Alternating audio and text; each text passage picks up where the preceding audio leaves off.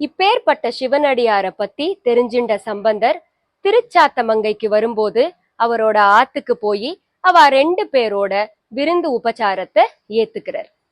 சம்பந்தர் வளர்ந்ததுக்கு அப்புறமா அவருக்கு கல்யாணம் ஆகும்போது இந்த திருநீல நக்கர் தான் புரோகிதரா இருந்து கல்யாணத்தை நடத்தி வைக்கிறார். சம்பந்தர் அங்க ஒரு தேவாரம் பாடுறார். பஞ்சமம் அப்படிங்கிற பண்ணல அமைஞ்ச தேவாரம் இது. பொடித்தனை பூசு மார்பில் புரிநூலொரு பார் பொருந்த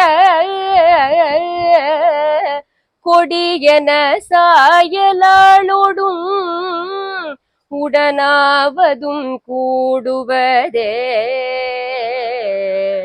கடிமணம் மல்கினாளும் கமழும் பொழிற் சாத்தமங்கை அடிகள் நக்கன் பரவ அயவந்தி அமர்ந்தவனே.